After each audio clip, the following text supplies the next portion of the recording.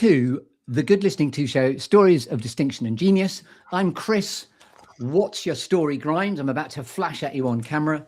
There's the t-shirt. What's your story, Grimes? This is a very exciting founder story because this one is called Meet the Pilleys. It's to celebrate the wonderment of being a Suffolk-based business empire.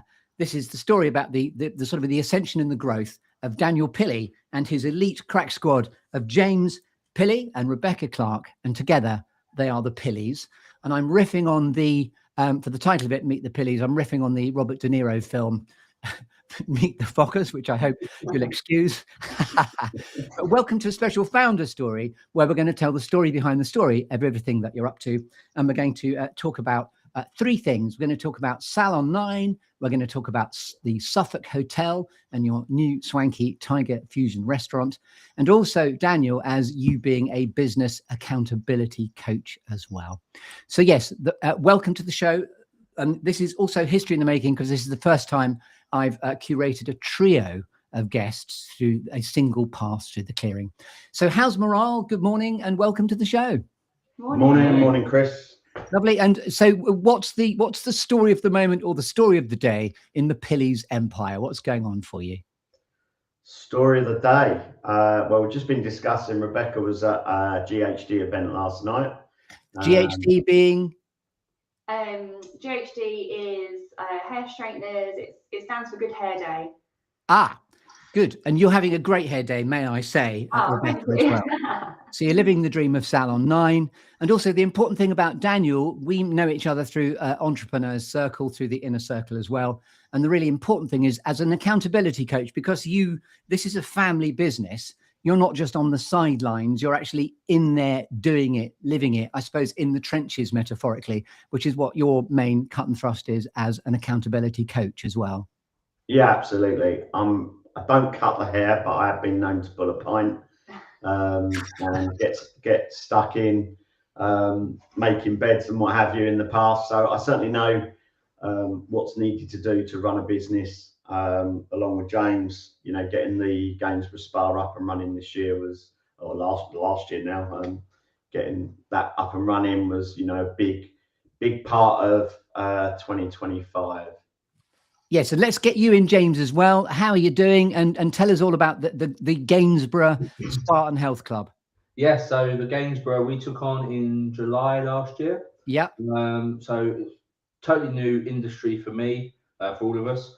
And yeah, we're sort of getting our feet under the table, getting to know the team. We've inherited a team of 14 there, and getting to know them. It's a members club, so getting to know the members and sort of growing it as we go. So we've increased the membership now by just over 10% in the last 6 months. So yeah, it's all good. So this is a sort of a gradual osmosis, because the first business was the Suffolk Hotel, is my understanding.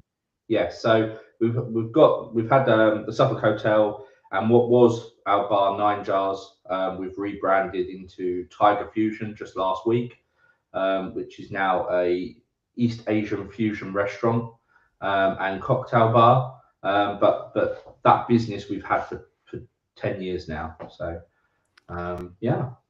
Wonderful stuff. So I'm going to curate you through a founder story, which is where we find out the who, the what, the where, the why you do what you do.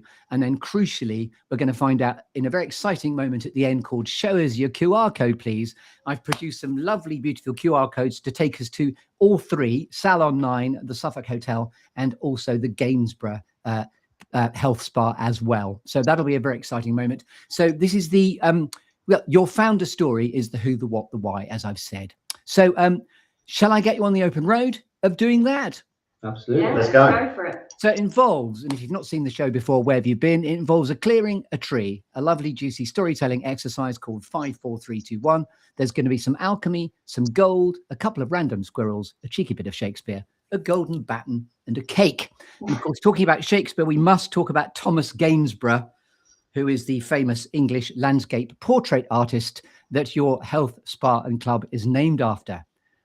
And you did fess up yesterday that you hadn't yet done quite as much research as you could have done. You've done more.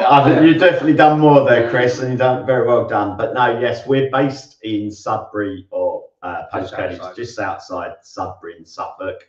And back when the health club was founded in 2010, they named it the Gainsborough Spa. So the question does come from you yesterday, why the Gainsborough? And I quickly Googled that and found out that Thomas Gainsborough was indeed a landscape painter. So it's nice for our members to belong to somewhere, as we were just discussing, somewhere called the Gainsborough. Absolutely. Sounds very posh and elaborate. So. And did you know, and you ought to know this, but there's a Thomas Gainsborough Museum in Sudbury as well. There is indeed, yes. Yeah. Yes, so perhaps that sounds like a field trip for us one day. Yes, we're going to definitely organise a field trip, and you can get your hair done by Rebecca, and of course get everything beautified before you go as well. Indeed. Absolutely. Also, rather comically, beyond today, Daniel, if you do Google Thomas Gainsborough, you'll see that you'll definitely, when all goes pear-shaped, or you absolutely won't, but if all else fails, you can be a wonderful lookalike actually for Thomas Gainsborough. Remove the specs, put on the right 1800s wiggery, and you'd be off. We can do that. You bring the wig to the next inner circle meeting, Chris, because you've probably got more chance of getting one than me, and I will wear it. There we go. I'd love that. And also Thomas Gainsborough had a bit of a monobrow, not saying you've got one or not. No chance of that with Beck in the room. No, I'm like, I'll do that for him. Yes, you can do the plucking. I'll bring the wig, absolutely. Rebecca, you do the plucking. Salon. Anyway, so ladies and gentlemen, welcome to Meet the Pilleys. Let's get you on the open road of this. So it energetically all takes place in a clearing or serious happy place of you, the Pilleys, choosing. Because the three of you, I can allow you 3 clearings. They don't all have to be in the foyer of the Suffolk Hotel or in the foyer of the health spa. You know, you decide where. So your clearing is your serious happy place. Where would you say you go to get clutter-free, inspirational, and able to think?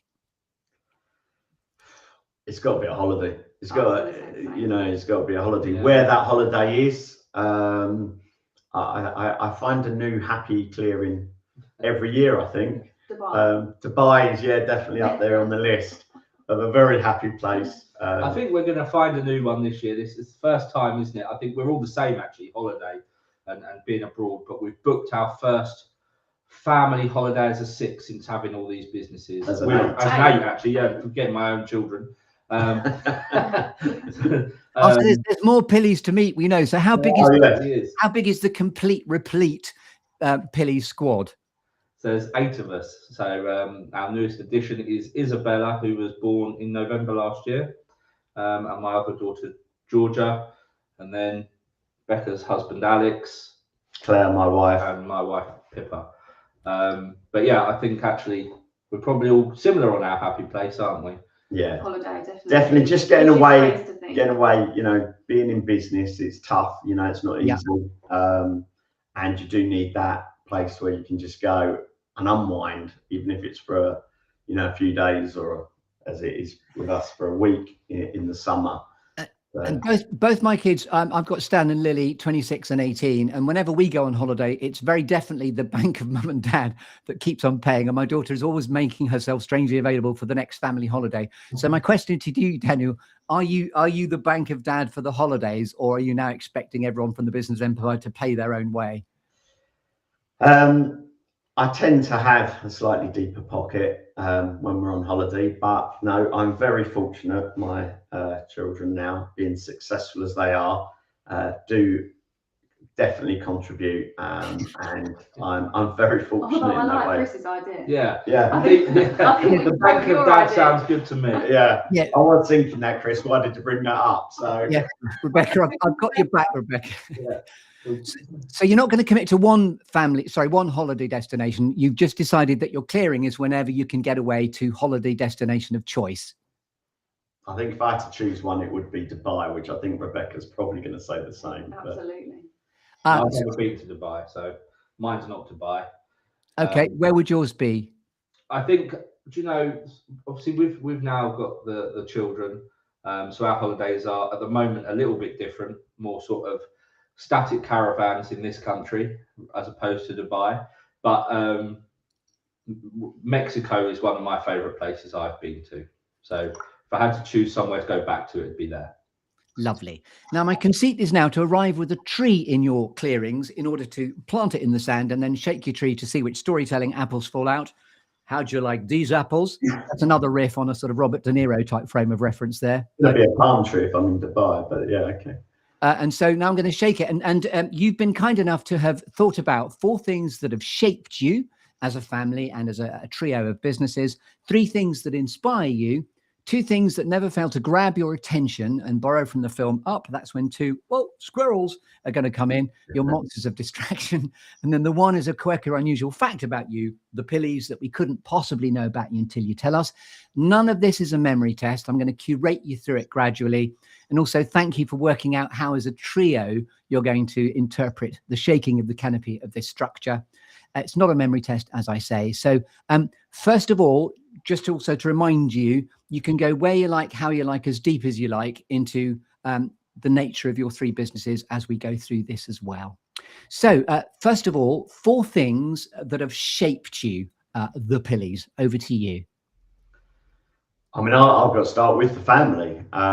That's absolutely shaped me from a young age. We had our children. My wife was 21. I was 23 when James was born, and 2 years later, Rebecca. So I think that absolutely that has positioned us to where we are now. Everything we do is for our family.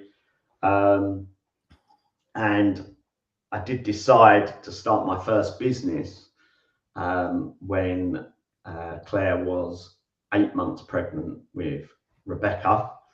And I decided it'd be a really good idea to give up my well-paid, successful job and start my own business by opening up our first retail business. It was then a toy and baby shop. As we were trying to find things to buy for the new arrival and couldn't, I thought, there's an opportunity. Let's go and open our first shop. So that was quite interesting times. So that is definitely, for me, you know, that's one of the biggest things. And it's grown into now our family business. The family aspect, definitely for me as well, from sort of the other end, is learning how to work as a family. You know, it's quite a unique setup that we have. And sort of navigating that is challenging, but it's massively beneficial as well, you know. Yes. Especially sort of when these problems arise, and as they do, you've got people you can speak to that totally are on your side, you know. There's no ulterior motives there ever, which I think is a big win, and is maybe how we've got so far. Anything you want to add to that as well, Rebecca, at this point? Well, I was just going to say with that, I think my monthly meltdowns are supported quite well by my dad and my brother, but also as being business partners, they see it from a different point of view. I think sometimes, you know, that's a good thing, and sometimes they think, what is she doing? But it works quite well. I love that, the monthly meltdowns, which is quite a nice segue, Daniel, into your newsletter, which is just hot off the press, which is called The Month That Was. So I'm assuming they're not all shaped around Rebecca's monthly meltdown. Not yet. No, they haven't all been shaped around there, but there was the drainage one was mentioned last month. So. Yeah, that one was a problem, yeah. And again, how wonderful it is to have you there, Daniel, as the business accountability coach, because, you know, how lucky are we to have you there? You've actually helped me as a business accountability coach as well. Also, I'm so intrigued by your accent, the 3 of you. I know you're based in Sudbury and Suffolk, but you don't half sound Essex in how you're sounding. So where is the family from? That's me. That's my twang. I mean, James and Rebecca's lived in Suffolk all her life. James was 6 months old when we moved out here. So all his life. I originate from Ilford in Essex. Do you know what? I'll gather you did. Yeah. I grew up in Southend between my being 11 and 19. So that's why I was very attuned to, hang on a minute, they're from Suffolk, which is normally quite posh land. It's, you know, the Sir Thomas Gainsborough of the lands. And then here you are from Ilford, and you've set up camp and are growing the Pilley Empire. Indeed. So I obviously still have that Essex deep inside me somewhere. Lovely. And now we're on to shapeage. Number 2, please. I've got a bell to comically help us along. Shapeage number 2, please. So you can now interpret how you like your second thing that shaped you. Yeah, I mean, I mentioned it slightly there before, but my first business, actually, and I didn't go to university. I left school at 16, 0 qualifications, but I always had it in me. And my first true business was opening the baby and toy shop that I mentioned earlier. But if I go right back to when I was 11 years old at secondary school and taking a holdall full of wrapped in newspaper ice pops and selling them at my first break to all the kids, it was my true first business, and without realizing it, and I suppose that was something that, you know, the entrepreneur was in me at that very young age, and it just grew from there. I went on to do various other things and boot sales, and I was always, there was another opportunity and I'd be grabbing it and that. So I think I always knew I'd work for myself. And how old were you when the ice pop empire began? 11. Love that. 11. Yeah, I was fortunate. My granddad, who passed away many years ago now, but he was a sweet salesman, and I was helping clear out his garage one day, and there was these ice pops stacked up, and I said, what are those? And he said, oh, they're all my samples. And I said, give them here, I can use them. So into the freeze they went, out came the fish and everything my mum had in the freezer. That didn't matter, get out that way. I need to freeze up these ice pops and take them to school the next day. And there it began. And there it began, indeed. Yeah. And the gift that keeps on giving comically there is, the ice pops. There was some lolly to be made. And well done. Yes, absolutely. Thanks very much. Here all week. Yeah, Wonderful. So that was your first entrepreneurial spark. How about you, James, in terms of your first entrepreneurial spark? So I think obviously my start in the world of business was very different. I think, to be honest, my first job in a local village pub was sort of a real influence in how we ended up with a pub and a hotel and being in the hospitality industry. So I started at the village pub working in the kitchens. I did that for about 4 years and then joined the family business, which at the time was an estate and letting agency, and very quickly learned I don't like sitting behind a desk. Yeah. It's not my cup of tea. So when the opportunity came up that as a business we bought this pub on the Haverhill High Street, completely derelict, and we had a maintenance company, so we were going to refurb it and let it out. That's what we did as a company. I said, bright idea, let's do it ourselves and open a cocktail bar and restaurant and a hotel. And 10 years later, here we are. So that notion of leadership is often from within. It's not necessarily just the head of the family. The idea for it came from you, as in the son. Well, I think it came from sort of, you know, we had the building, we were refurbing it, and I think that background in hospitality from me was kind of the nail in the coffin that said, well, I don't know if it was the nail in the coffin, maybe it wasn't, but it was the thing, the last piece of the puzzle that kind of said we could actually make this work, you know, between us all, with sort of Dad's background in running a business and my background in learning hospitality, especially from the kitchen side, which we knew nothing about as a business. So were you a chef as well, James? Yeah, so when we first opened the hotel, I started in the kitchen, sort of running it from there, sort of getting a grip on that, and still dip in and out every now and again, especially since we've relaunched this brand. I've spent the last few weekends there sort of really trying to work with the team on getting that concept right. And this is Tiger Fusion, the East Asian fusion concept. So we've refurbished the restaurant.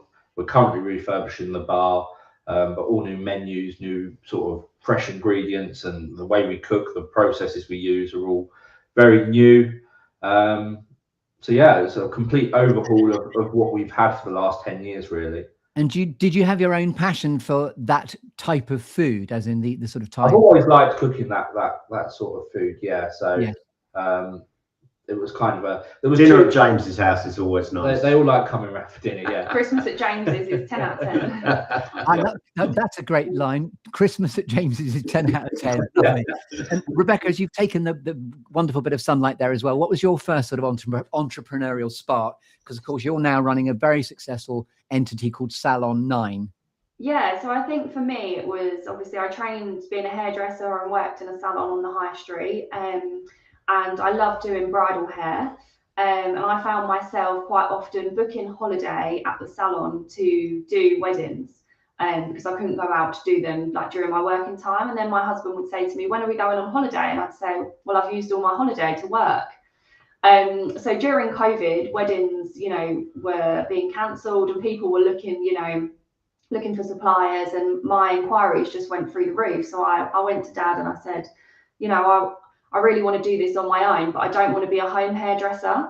I quite like the idea of having something in my garden, but we just didn't have the space at our house. So Dad said, well, have a hotel room. So I set up my first salon in the Suffolk Hotel, in a hotel room, and quickly was fully booked. So took on my first staff member. And then I think, I was ready to expand. Dad also wanted his hotel room back. Well, by that time, it become 2 hotel rooms. 2 hotel rooms that I was then renting for probably not the amount that he'd be getting for 2 hotel rooms. And I have to ask, did you knock through as well the 2 rooms? We took. There was a link through. Yeah, there was a lot of work. There was a lot of work involved. Yeah. And then Dad actually owned another building on the high street that used to be a pub. And they'd moved out, and he said, do you want to have a look at that? And I said, no, it's way too big. I'll have the small part on the side. And then we kind of were looking, and we were like, we could probably get 4 chairs in here. And, I was already up to 2. And I just had this mad moment of going, do you know what? I'll take the big part. And just under 3 years ago now, we opened a 9-chair salon with 2 beauty rooms. So yeah, it kind of all rolled from COVID, really. And Salon 9 is because you've got 9 chairs. Is that was the genesis of it? Well, no, actually. So Salon 9 was because of 9 jars, and it was at number 9 the high street. And I'd said about calling the salon Rebecca James, obviously James being my brother, and he said, don't do that, that's awful. so it was James that said, why don't you do Salon 9? And I just felt like it, had a ring. So when we then moved to 70 High Street, everyone said, are you going to change the number? You're going to change it to Salon 70. But I feel like we'd already grown as a brand being Salon 9. So we just kept it as Salon 9 and moved to number 70.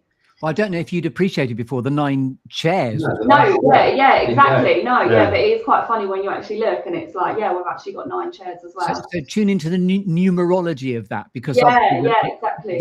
Number 9 is obviously very, very important to you. So I'd go and get a lottery ticket and make sure that number 9's always in there. Yeah, absolutely.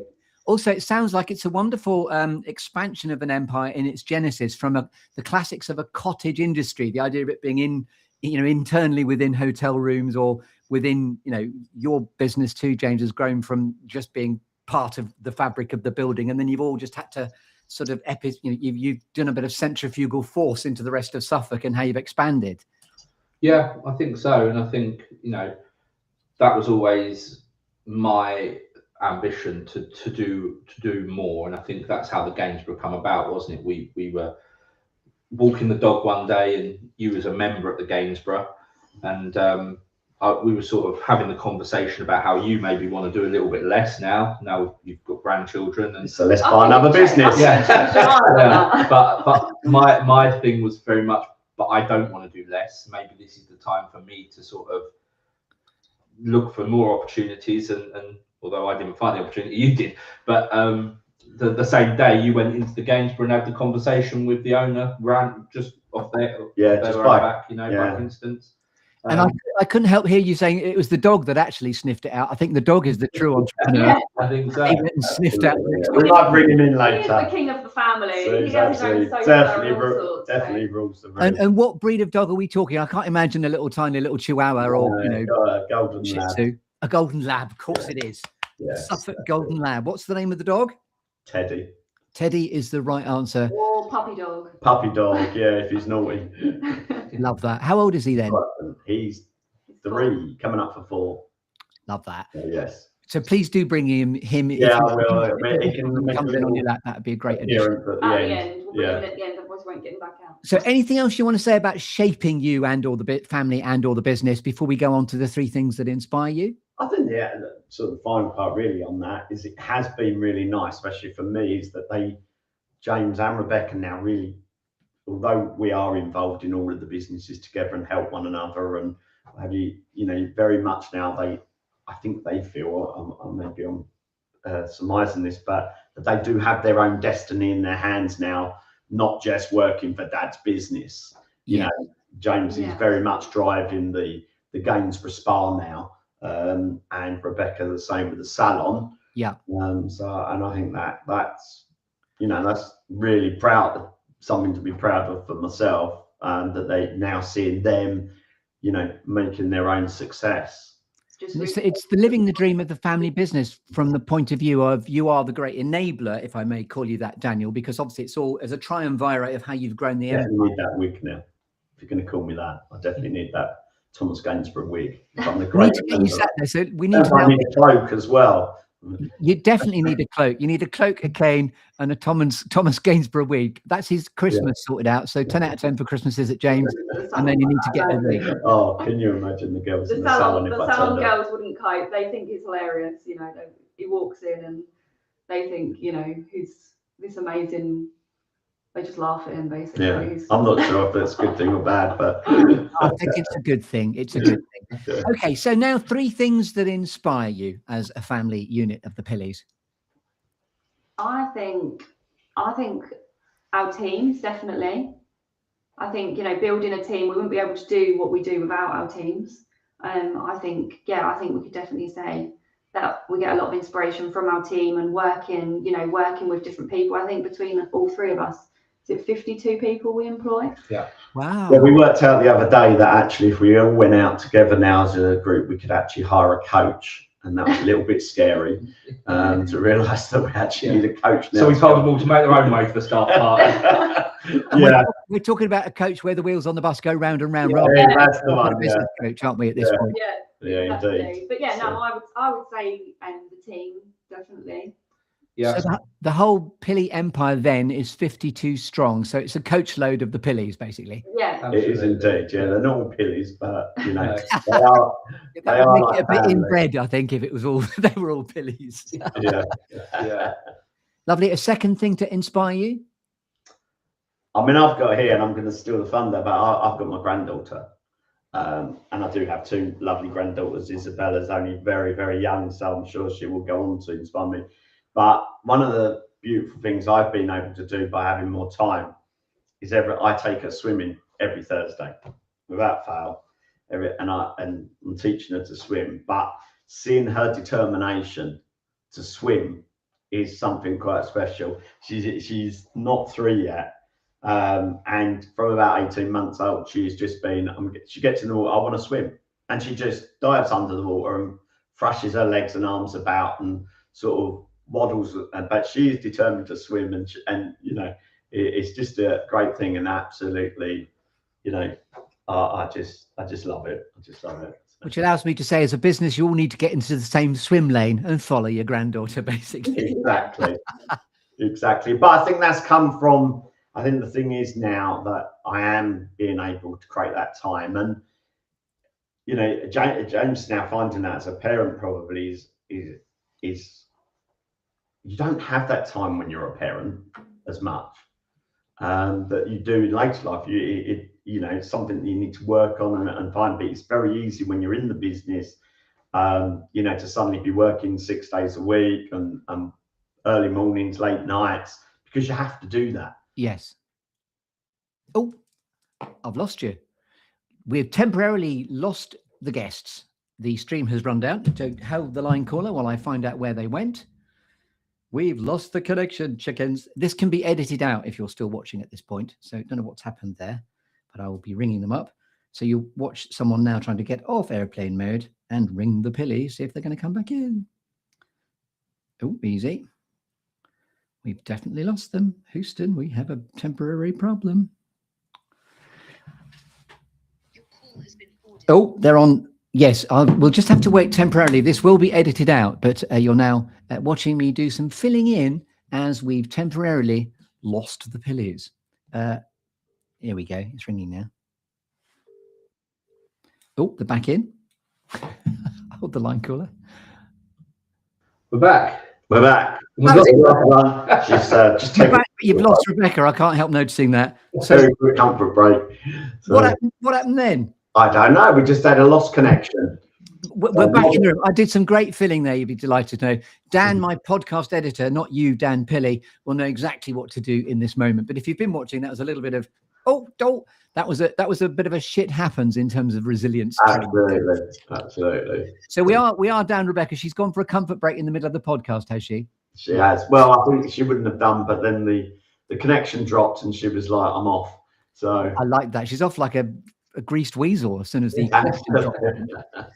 So we'll continue with the structure. We're into probably a third thing that influences you, if you like, or we can go on to the two squirrels next. What would you like? I think leading on from obviously what you were saying, I think I'm at the other end of the spectrum on my children influencing me, but like you said, it's more of a drive to do more in the business and make a success of it. Yes. At this stage of my life, I suppose for them, I've within the last Rebecca's back within the last 3 years. As soon as the vision came back in, Rebecca, you'd gone. Just floated back. You'd popped off into the universe somewhere, but you're back and refreshed. Sorry, James, back to you. No, I think that's it. So Georgia's nearly 3 now. Isabella's we had her in November, and they're sort of the real drive now. That before you're a parent, you just don't understand that, until you're a parent. I don't think that you've got to make it work for them, for their futures, for their of course their life as they grow up. So that's sort of my inspiration, I suppose. That's happened quite recently. And in terms of the expansion of the empire, who's next? I'm assuming at this point you're not a mother yet, Rebecca. Is that right? Or I'm not. No, but I have 2 lovely nieces. Yes, so that'll do whilst you're running your business. Yeah, absolutely. But you don't want to change it from Salon 9 to Salon 12 if you had triplets. Yeah, exactly. Okay, so now very excitingly, we're on to the 2 squirrels. The 2 is 2 things that never fail to grab your attention. I know that Nigel Botterill, our mutual good friend of Entrepreneur Circle, calls this his shiny object syndrome. But what 2 squirrels of distraction do you all have going on in the Pilleys business empire? We were discussing this earlier, and I was like, what are the 2 things that really... And Rebecca just went, it's this, Dad. It is what you're doing now. If there's an opportunity, you're just there for it. And I think that is it. And I think that's one of the downfalls, I think, of being an entrepreneur, is if I walk down a high street and there's an empty shop, he's sending us a picture, or there's a business for sale that's completely different to what we do, I'm how could I make that work? Or there's a horse box to buy in COVID so that we can convert it into a bar. And then you can work in it. And then I can work in it. And he loves it. In that horse box, he's in his element, just touring clients. And the opportunities that's a great squirrel. As in every opportunity, every new business, a squirrel. Absolutely. Which, may I say, positions you perfectly to be the business accountability coach that you are also. Indeed, yes. And I love that now. I really enjoy it. I like helping other businesses. It gives me a real buzz seeing other people be successful. There's a lovely metaphor of rolling up your sleeves to get into the horse box, to get stuck in and start pulling the pints, basically. Yeah, I mean, it obviously coaching other people is very different. But being able to guide them, you know, I've been in business now 30 odd years. So I've been there, done it, and got the t-shirt, as they say, in most situations. And now being able to give a bit of that wisdom to other people and help them and see the difference it makes is incredibly rewarding. Yes, love that. The fruits of your labour and enjoying the success of same. And because of the Ice Pops genesis, you are the pop, you are the daddy of the business. I love that. I think that's helpful for us as well, though, because, you know, maybe too much, but, you know, if we've got something that, you know, we're not sure how to deal with, or, you know, we're thinking, what do we do? You know, it's just a ring dad situation, whether it's at 7 in the morning, 7 at night, or it's like, Dad, what shall I do? And it's just having that advice, you know. I think I'm going to put Dan on speed dial as well, actually. On tap. Yeah, well, actually, look, I think we should show this on his desk. Fixer of everything. Say that. What's it say? Fixer of everything. Bring it a bit closer. If I was, I need to unmirror you just briefly, just 1 second. For those watching, if you mirror the camera, there it is. Fixer of everything. Yeah. Thank you, Rebecca, for showing That's him. the screen. And I'll unmirror you again now. So there he is, the fixer of everything. That's better than the sign that's saying, you know, go away, I'm busy. I love that. Yeah. You need that one as well. I could do with that one sometimes, yeah. Lovely. So any other squirrels present in the Pilley Empire? No, I think I pretend I'm not like that, but I'm a bit. You know, I think I'm doing this the master plan with EC, and I think what it's sort of taught me is to have that sort of, you get distracted by opportunities, but maybe just to make those distractions a little bit more focused on keep it within our industry. You know, I think the Gainsborough was a big one that, you know, we were in hospitality. It kind of fits, but it's a completely different industry. And I think now we're all sort of focused on that, keeping everything in line to what we do, and the opportunities come within those industries, but not so much maybe that far reaching anymore into complete things. In the past, haven't we? We've been completely distracted by things we don't do. My list of businesses, from ice pops through to baby shops, stationery businesses, estate agency, letting agencies, property maintenance company. Yeah, the list is long. And, you know, most have been successful, most are still running now in some form, which is obviously a good thing. But yeah. And as you quite rightly articulate, James, as well, it's about whether you put where you put your energy. You just have to fathom whether it's contributing energy in or energy out, and then keep the focus in the clearing at the epicenter of what it is you're in pursuance of. Yeah, I think that's what we've all become quite aware of in the last 6 months as we've grown into a number of sites, and you can't be in all places at once, and you can't sort of be on top of everything at once. We've all sort of, I think, become very aware that the opportunities will come within our sort of lane at the moment. Yeah. We're back to the swim lane. I love that. Yeah, absolutely. We tied it back. The Thursday swim. And sorry, what was the name of the lovely granddaughter you go swimming with? Georgia. Georgia. Love that. Indeed. That's answered the squirrels. And now a quirky or unusual fact about you we couldn't possibly know about you, the Pilleys, until you tell us. Are we going to go individual? I think we'd go individual, wouldn't we, really? I mean... So, Rebecca, do you want to go first? What's your quirky or unusual fact? So I think mine probably has got to be, although I'm a girly girl and run a hair and beauty salon, I did win the Muddiest Cub Award when I went to like the Cub Scouts. I didn't want to go to Brownies. I wanted to be a Cub. And I think I was the only girl there at the time. And I came back from this hike and I won the Muddiest Cub. I love the fact that that's a badge, actually, the Muddiest Cub. Absolutely should be. I think it was definitely a certificate, and it was definitely a oh my god moment from her mum when she turned up at the doorstep, literally head to toe in mud. I had to win, didn't I? It was a challenge. I said whoever's muddiest wins.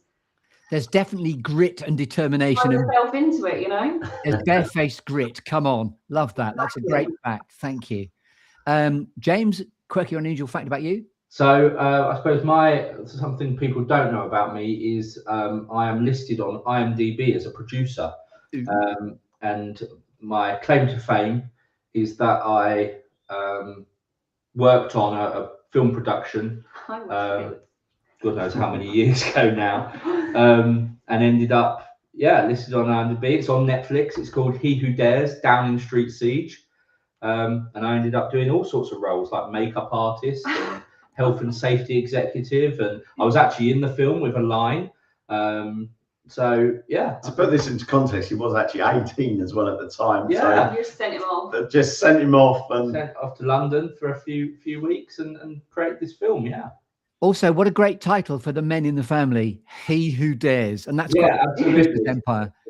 So that, again, it's like the 9 being the sort of numerology significant number, even your own path, you know, the ice pops, but also the He Who Dares. It's all making great sense for why you're doing what you're doing now.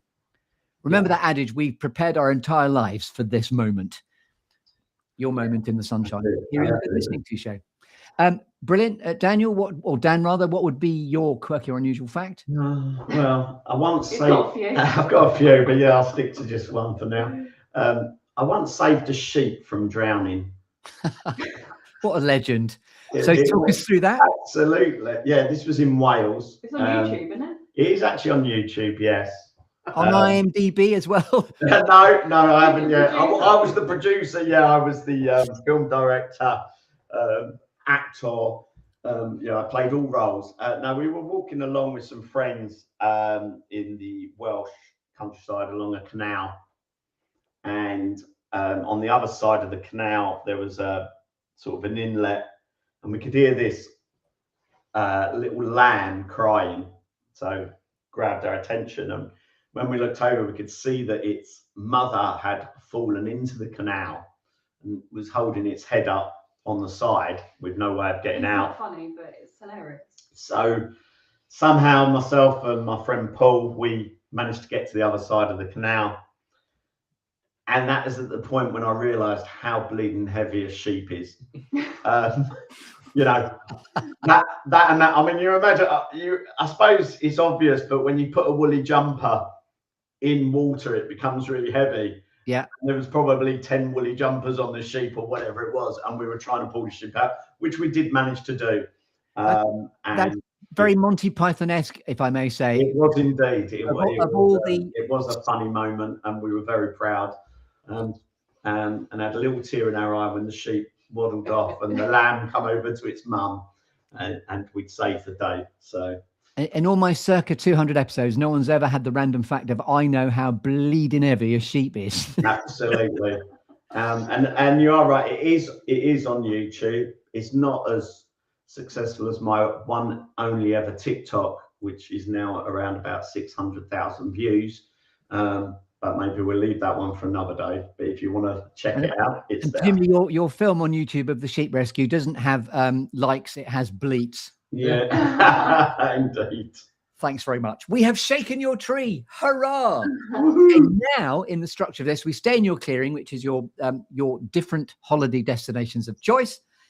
And now we talk about alchemy and gold. When you're at purpose and in flow in the empire that you run to this day, you know, when you're there at Salon 9, the Suffolk Hotel with Tiger Fusion, and you know the Gainsborough Health Spa and Club, what are you absolutely happiest doing in terms of your purpose imperative in what you're here to reveal to the world?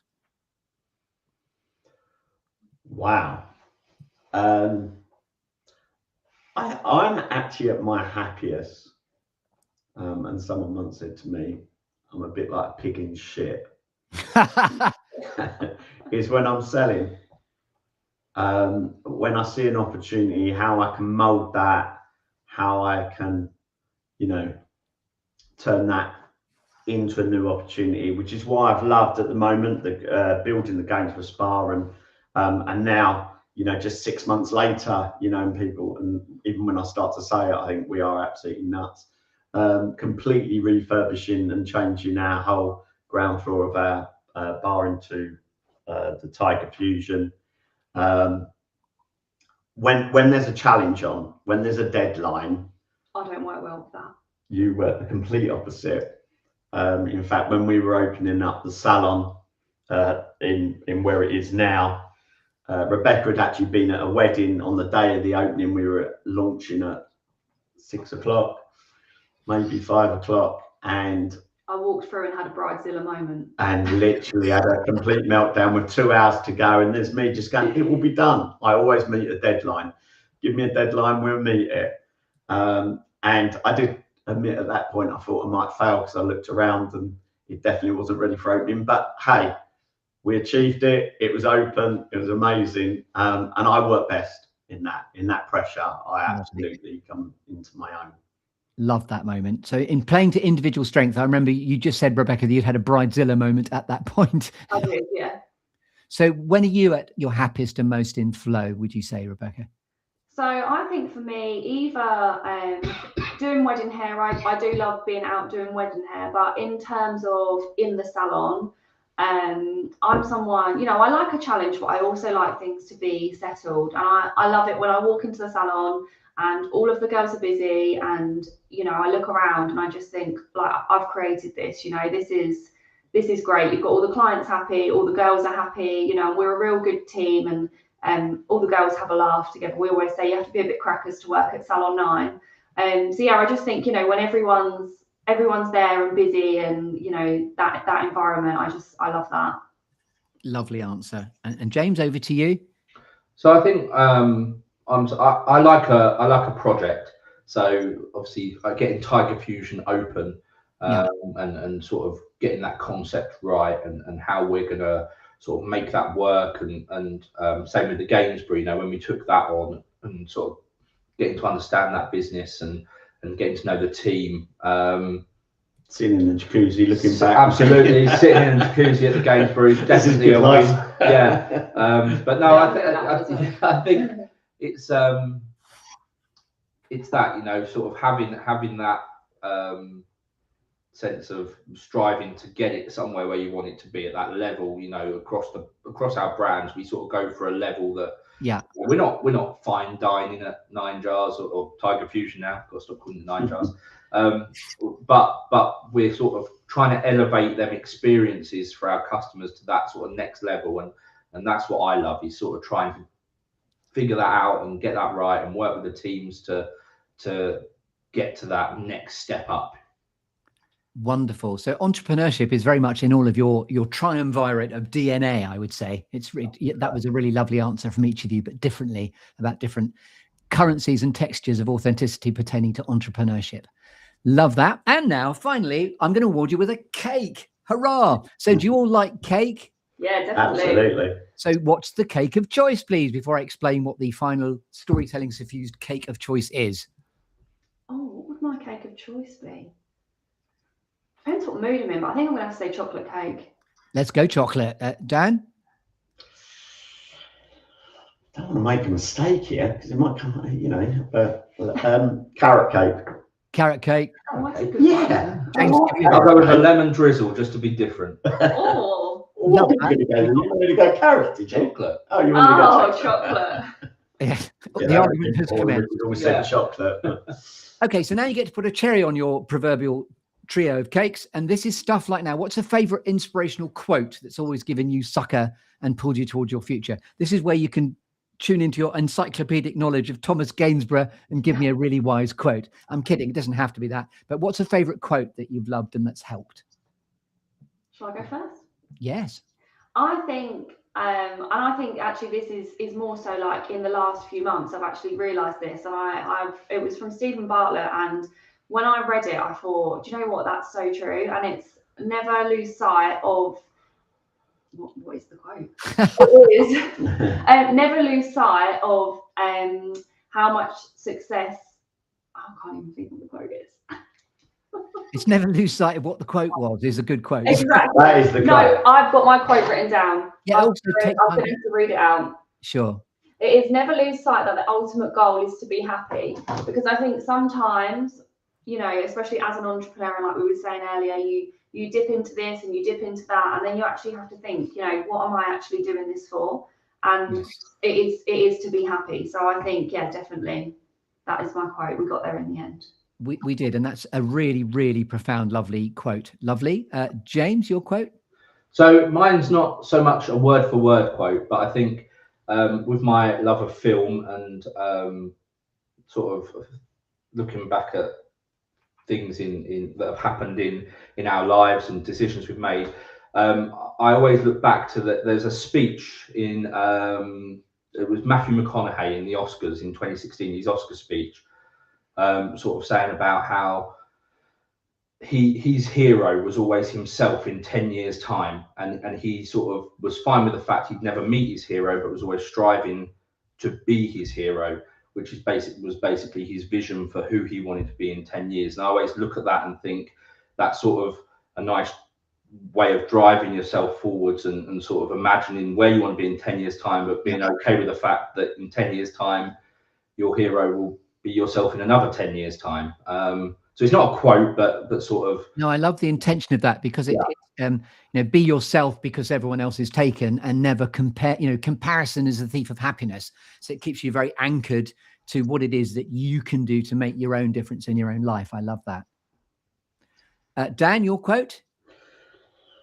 My quote, and it's now my quote because I've stolen it, and I'm not sure who maybe came up with it first, and you'll never know. I suppose we'll never know with these quotes because it's always attributed to someone, but whether they took it from someone else. But in 1969, we put a man on the moon. Anything is possible. And I think in what we've done in our businesses, I've used that. In fact, we wrote that above our bar when we first opened 10 years ago, because to get to the point of opening on that opening day was something quite unique and special. So for us as a family, and what we achieved, we'd taken on a derelict building with no roof, 57 smashed windows, all the lead and copper had been stolen, and we turned it around in 12 months. So I use that a lot. Especially when we're faced with adversity or someone's telling me something can't be done. I think, no, we just need to look at a way that it can be. And I think in business, you always need to do that. You need to have that adaptability. And we've certainly had that in hospitality, COVID, cost of living crisis that we're in now. Yeah. I use that all the time. There's a through line of persistence, courage, and tenacity in that answer as well, which is wonderful. With the gift of hindsight, what notes, help, or advice might you proffer to a younger version of yourself now that you find yourself here where you are today? I think I know. So I would say, again, referring to a famous person, I suppose, but I think it was sometime last year I saw a clip of Marco Pierre White talking to a crowd of people and explaining his thoughts on hospitality and owning a restaurant. And it was sort of that light bulb moment where it's sort of what we've built everything on since then, with the Gainsborough and Tiger Fusion. And what we've done is he sort of, word for word, I can't remember what he said, but it was sort of that the food and the service sort of come secondary to the atmosphere of a place you're creating. And I think in our businesses that's sort of the key, in the spa and in the restaurant, and the overall environment we've created, and that sort of elevating that level of experience again that we're going for, was kind of that, because I've always been someone who's sort of really focused on the food has to be perfect and every little detail has to be perfect, and it kind of was that, no, we've just got to get the overall feel for the customer right within our businesses, because they're front facing businesses, and everything else will follow. Yes. And so that's really been my focus over the last sort of 6 months with the Gainsborough and the restaurant, is to get that atmosphere and that feel of the environment right. And it seems to be working. People are sort of understanding what we're trying to do with them. So that would be mine. And thank you for that. And I love the fact that you're not remembering it verbatim, but you've got the real sense of it being about a feeling. Yeah. So I think it was sort of a 20-minute video of him, so Yes. explaining all of this. But the essence of it was the environment and the atmosphere of your restaurant, but obviously that can lead itself into spas and salons. Has to be, and it is what we've sort of looked at as a brand, isn't it? With the salon as well, you know, you were very particular on how that salon feels, I think. Yes. So would you like to answer that second, Rebecca, about? Yeah, so I think for me, I think my biggest thing that I've probably learned in business, and obviously I've had the salon just under 3 years now, like what I call my big salon. And I think my biggest thing is like, don't sweat the small stuff. Like James was saying, you know, it is about the overall, you know, the overall experience. I think all of our businesses are experience focused. Yeah. And you know, it is about the experience. And I think I've spent a lot of time in the past, you know, worrying about the smallest things that actually, you know, don't necessarily matter, and even no one will notice, or, you know, it's actually not going to benefit the business. So actually, you know, just really focusing on what's important and staying like aligned to, you know, the values at the same time. And all in pursuit, as you've said very beautifully as well, of happiness ultimately when all is said and done. Yeah, absolutely. You know, you can spend so long, I think, you know, worrying about things when actually you're like, is that going to make me happy? No, probably not, you know, but what you're actually doing it for, and remembering that, you know, coming back to what you are actually doing it for. Yes. And not getting wrapped up in what someone else, you know, might be doing it for. Because I think definitely, you know, as a 3, you know, James has got 2 children, and he's probably, you know, doing what he's doing for a different reason to why I'm doing it. But I think sometimes it's easy to get wrapped up in each other's why. Yes. So, you know, just really remember that you're on your own path. Love that. And Dan, your interpretation of the advice as well? Yeah, I mean, I think there's 2 things. If I could go back to the beginning, one, it took me 10 years to take on my first coach. I would do it from day one, knowing now how much someone with that experience can help you. And I now have my own coach, and obviously I'm doing coaching. So I would say any person starting out in business, don't hang about, take on a coach. There is so much to learn, and it will get you to that position much quicker. And the other thing is really understand how important marketing really is for a business. Is you can do everything, but if people don't know that you exist and you don't get that bit right, you are going to have to work incredibly hard. It's not impossible, but you're making that so much tougher. So I would say, you know, get yourself a coach and really understand and put all your focus into marketing your business correctly. I know that will resonate and speak to many, many people listening, including me as it goes, actually, as well. And now we're ramping up to talk about Shakespeare and legacy in a moment. But this is the pass the golden baton moment, please. Now you've experienced this from within. They don't like it up, Mr. Mannering, but who might you like to pass the golden baton along to in order to keep the golden thread of the storytelling going? In other words, who might benefit from, like, or really enjoy being given a founder story good listening to, would you say? I think, Chris, you should contact Greg from Press for Attention. I think he would be a fantastic person on your podcast. I've been working recently with Greg. This is Greg Simpson, isn't it? Yeah. Indeed, yeah, to do our own PR. And he's been working with us for about 6 weeks now, but I've known Greg for longer than that. And he's really starting to elevate what we're doing within our business and the way we're getting that, you know, that information out to the media. And I think he would be a great guest on your podcast. Thank you.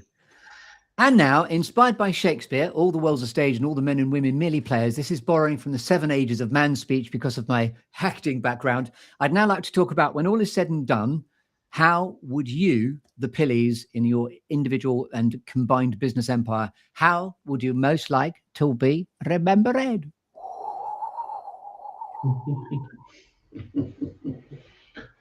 You're the oldest. Cheers. Obviously, I'm falling off this mortal. He'll be dead first. How would I like to be remembered? I think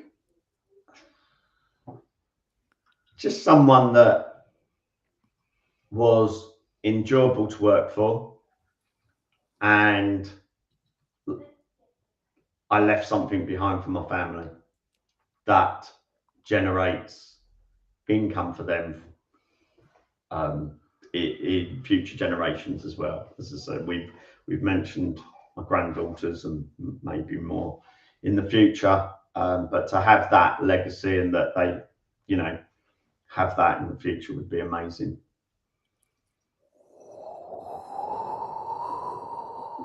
That's a good answer. And we'll do it. I'm assuming. So who'd like to go next in terms of the age? I'm not trying to age anyone, but that'd be me then. Yeah.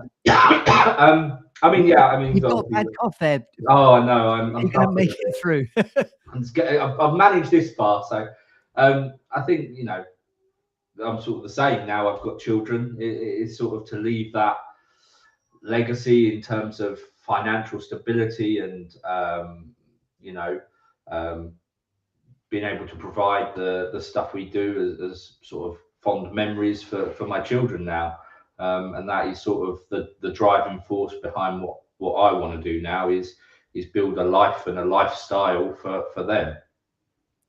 Lovely answer. And Rebecca? I think for me it's probably to have built a business that, you know, people can come to you know, have an experience and enjoy coming into the salon, but also to build a team, you know, that can live the life that they want to live as well, and it not just all be about, you know, not just all be about me, but also be about them, and empower them in, you know, in their lives as well. Wonderful answers. And I'll just do the one more time for you. Now, a very exciting moment, which is called Show Us Your QR Code, please. So let's start off, please, with Rebecca. And this is a QR code that's just flashed up for those that are watching and not just able to listen. So where can we find out all about Salon 9 by Rebecca Clark on the old internet? So tell us what the domain is for that, please, Rebecca. So our website is www.salon9.co.uk, and our Instagram page is quite a big one, and that's Salon 9 Hair and Beauty. Boom. Lovely. Next, we'll go to the Suffolk Hotel, please, with the Tiger Fusion restaurant. So that's suffolkhotel.co.uk. There are links to the restaurant through there, or tiger-fusion.co.uk. And as I mentioned to Dan yesterday, I'm coming to Suffolk soon. So may I ask permission to stay at the Suffolk Hotel? Absolutely.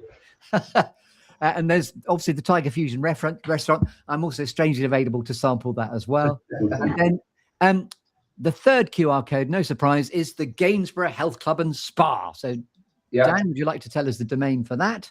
Yeah, that's the Gainsborough spa.co.uk, and you can follow us on Instagram and LinkedIn and everywhere else on social media. It's actually just the Gainsborough.co.uk.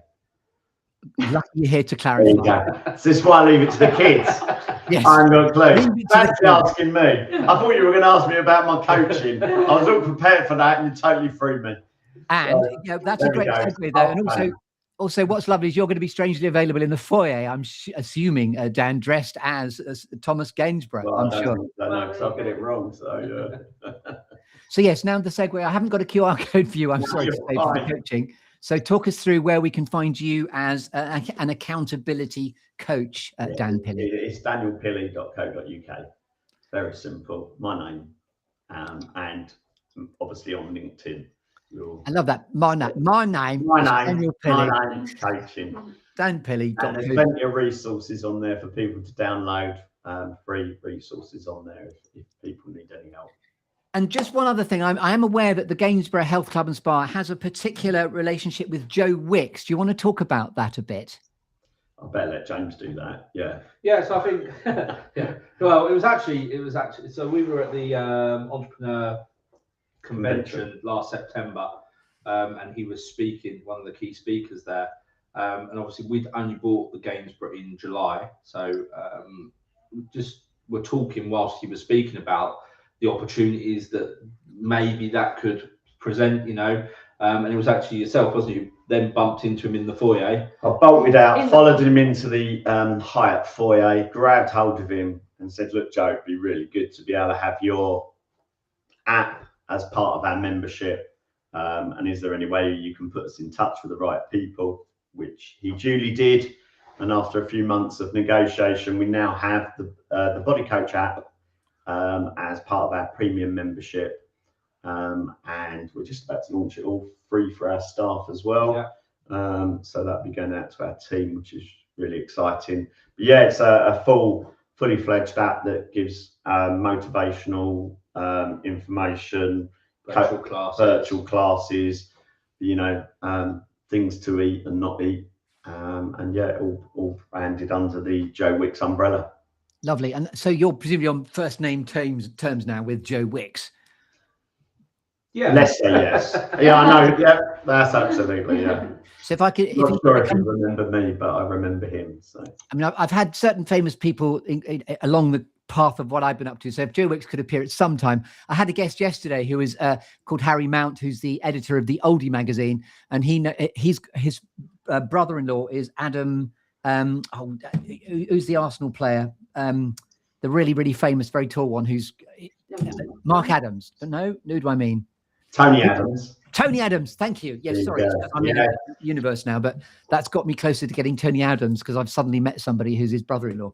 It's all. Well, as a massive Arsenal fan, I will look forward to that. We nearly went a whole hour without mentioning football. Yeah. I actually avoided all of that. Arsenal, love that. Absolutely. So actually, here's your final moment in the sunshine. Now's the final question. I'll just do a couple of announcements before I ask you a final question. If you've been enjoying and listening and watching the show, if you'd like a conversation about guesting too, the website for the show, of which Founder Stories is one of the series strands, is thegoodlisteningtoshow.com. Rather excitingly also, which is something I was exhibiting about at the Entrepreneurs Convention myself last September, there is a series strand using this same storytelling structure called Legacy Life Reflections to record life stories, either your own of someone that you love, for posterity, lest we forget before it's too late. So that's the end of announcements from me. Back to Meet the Pilleys.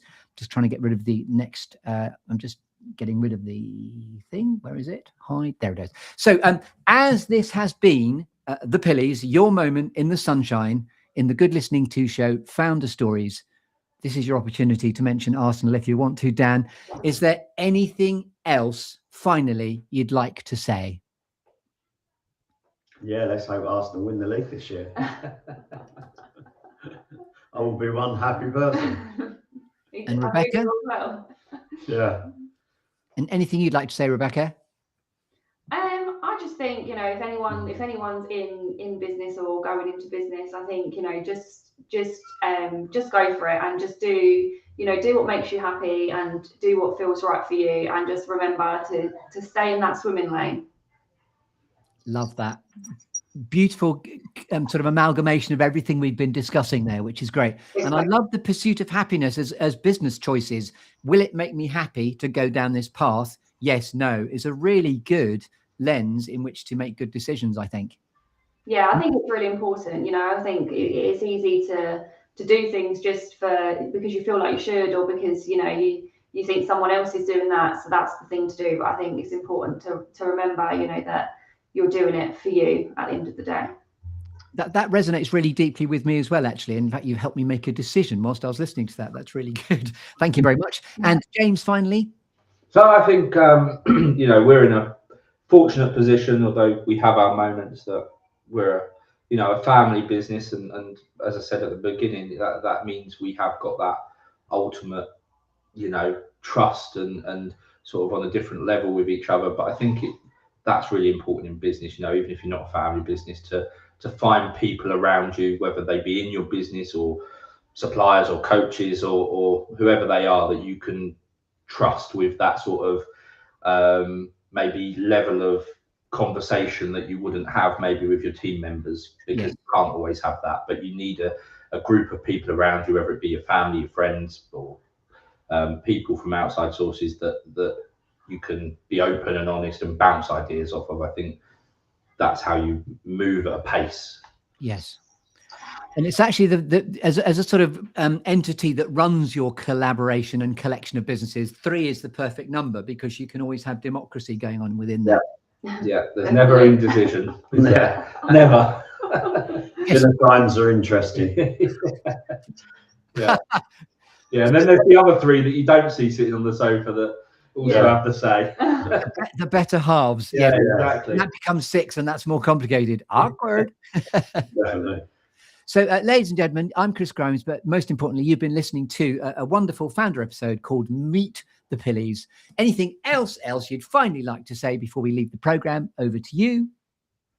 Just thank you very much to you, Chris, for hosting us.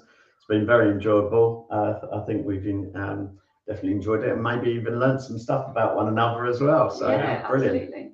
Very good. Glad you enjoyed it, and thank you for letting me, entrusting me with the first time of guiding a trio through the unique and thoroughly enjoyable storytelling structure, which, by the way, has been credited as being like having a day spa. See what I'm doing there? For your brain in an oasis of kindness. Go me. So hopefully you experienced that in what we've just done. Yeah, perfect. So thank you very much indeed. I'll end the stream there. End stream, which sounds like a sort of old medical problem. End